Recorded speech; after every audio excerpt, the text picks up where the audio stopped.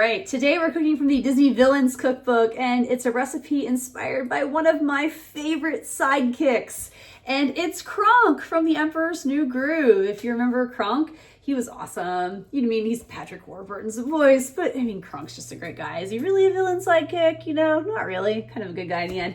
Anyway, it's his spinach puffs. And if you're familiar with the movie, Kronk loved his spinach puffs, and he was deeply wounded and hurt when Yzma insulted him. Anyway, we're gonna get started and put these together. The first thing I wanted to show you is the spinach mix, which I already put together. So what this is I took some frozen spinach and had it thawed out, and I had to use a cheesecloth to really strain the juice out of the spinach because you want to make sure the spinach doesn't have a lot of extra liquid in it because it can get into your puff and really make it soggy and ruin it. Other things in here, there's cottage cheese, there's feta cheese, there's a couple eggs, a little bit of Parmesan cheese, and some scallions. And there's a couple other things too. And again, I don't give the exact measurements or recipes out, but that's kind of your mix in there, spinach and cheese. So here I have a puff pastry sheet, and it just called for the frozen ones. Comes in a pack of 2. So my other one is here, ready to go. I'll unfold it shortly.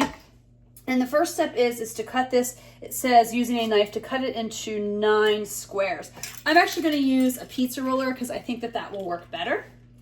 And I'm just going to go, this is 9 squares, so and I try to cut it straight, and of course it goes diagonal. You know what, where's my ruler? That will make it nice and straight.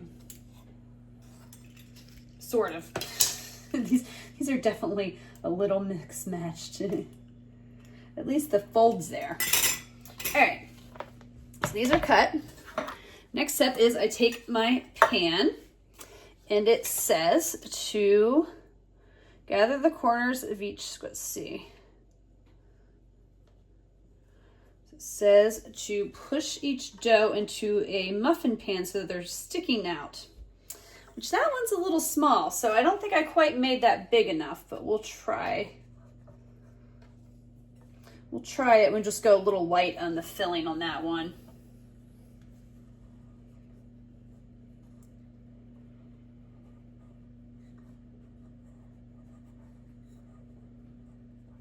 And it says just use a standard cupcake or muffin pan.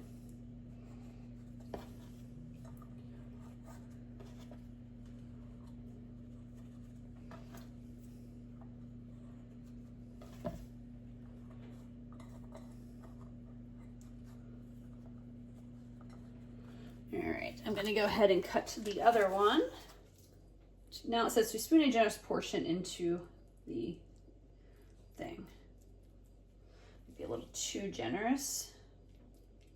I'm just going to do a couple because then it says to gather the corners of each dough and pinch them closed. And so I've got a little bit of spinach sticking out there, so I'm going to get a smaller spoon, I think.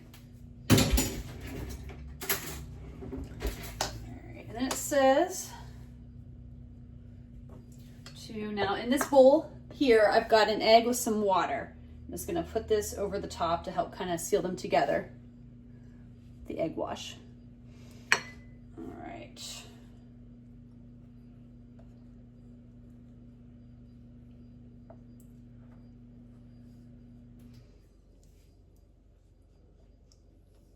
Put them together. All right, so let's do the rest of these.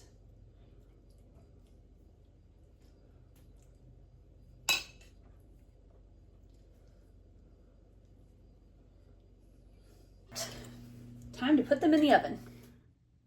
I apologize. I'm not always very good at taking videos of me taste testing the food. I sometimes feel awkward because I'm put on the spot, so I'm not sure what to say. But anyway, let's review the spinach puffs that Kronk made. And I made them as like a side dish / appetizer to go with a soup I was also making from one of the cookbooks that night because I thought they would kind of go well together to have something to go with the soup.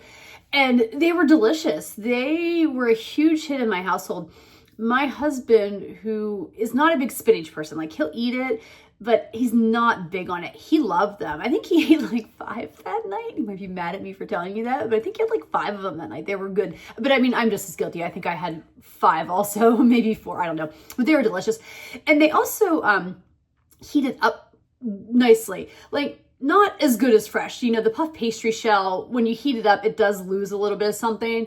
It's not as flaky, but I still thought that they tasted good and were still definitely very, very edible heated up. So let's get into the rankings and the reviews. And the first is the ingredients on a scale of 1 to 5, and that's a combination of how hard they are to find as well as cost. And I'm gonna give them a 2. Nothing was really hard to find, but you know, there's a little bit of cost involved because there's a few cheeses, and cheeses aren't cheap, especially if you're gonna get some decent quality cheese. And I think you want that in these recipes, you know, because that flavor comes through and it really goes well. And the puff pastries too.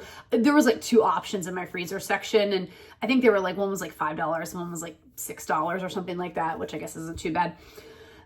Difficulties level on a scale of 1 to 5, 1 is easy and 5 is difficult. I'm gonna give them a 2 as well. I really didn't find them difficult. I was nervous about pinching the pastry together and all that, but it was easy. I mean, I think in the picture they were more like covered, like the spinach was baked in the middle. Mine, obviously I had spinach seeping out because I didn't quite get them right, or some were kind of smaller.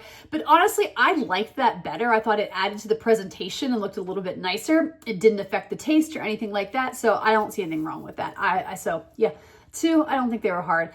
And then when I make these again on a scale of 1 to 5, 1 never and 5 absolutely, definitely a 5. Big hit in my household. I think these will be great to make for like tailgates, or sometimes we go to friends to watch football games and stuff in the fall. I think these are a perfect little side dish snack that you could take to like a gathering or a party. Now, again, they only make like 18, so you might want to double the recipe if it's a large group, but if it's just a few of you getting together for something and you're looking for something kind of snacky to take, I think these are a really good option, and they were delicious. So yeah, way to go, Kronk. Those are amazing spinach puffs.